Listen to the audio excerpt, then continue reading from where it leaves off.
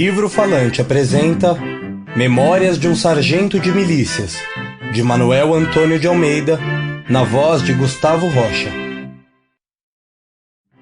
Capítulo 1. Origem, Nascimento e Batizado. Era no tempo do rei.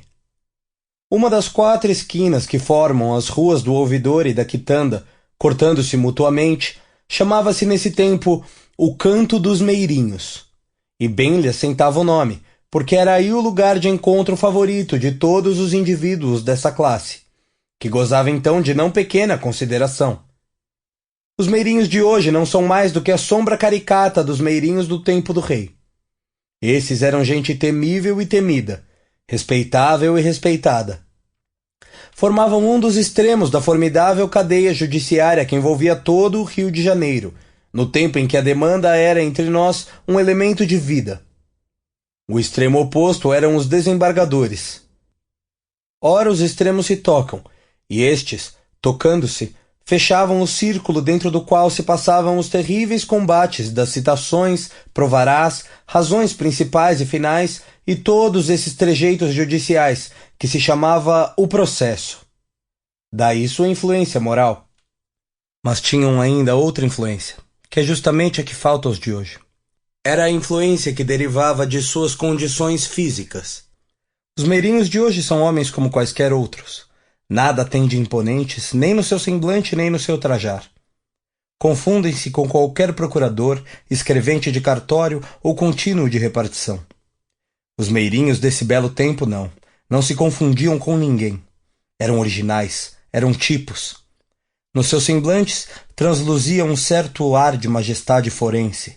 Seus olhares calculados e sagazes significavam chicana.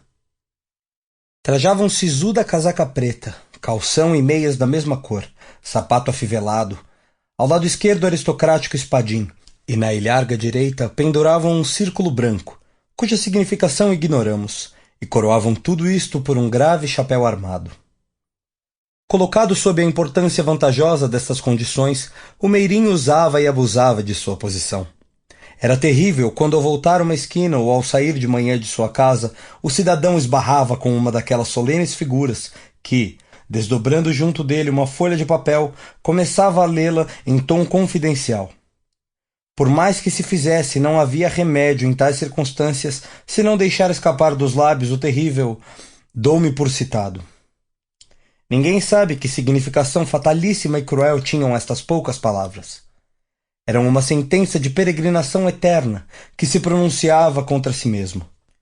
Queriam dizer que se começava uma longa e afadigosa viagem, cujo termo bem distante era a caixa da relação, e durante a qual se tinha de pagar importe de passagem e um sem número de pontos.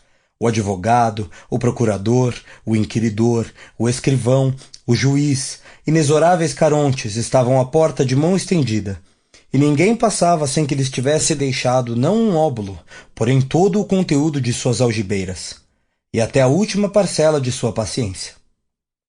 Mas voltemos à esquina. Quem passasse por aí em qualquer dia útil dessa abençoada época veria sentado em assentos baixos, então usados de couro, e que se denominavam cadeiras de campanha, um grupo mais ou menos numeroso dessa nobre gente conversando pacificamente em tudo sobre que era lícito conversar, na vida dos fidalgos, nas notícias do reino e nas astúcias policiais do Vidigal. Entre os termos que formavam essa equação meirinhal pregada na esquina havia uma quantidade constante. Era o Leonardo Pataca. Chamavam assim a uma rotunda e gordíssima personagem, de cabelos brancos e carão avermelhado, que era o decano da corporação, o mais antigo dos meirinhos que viviam nesse tempo. A velhice tinha-o tornado moleirão e pachorrento. Com sua vagareza atrasava o negócio das partes. Não o procuravam, e por isso jamais saía da esquina. Passava ali os dias sentado na sua cadeira, com as pernas estendidas e o queixo apoiado sobre uma grossa bengala, que depois dos 50 era sua infalível companhia. Do hábito que tinha de queixar-se a todo instante de que só pagassem por sua citação a módica quantia de 320 réis, lhe viera o apelido que juntavam ao seu nome. Sua história tem pouca coisa de notar. Sample complete. Ready to continue?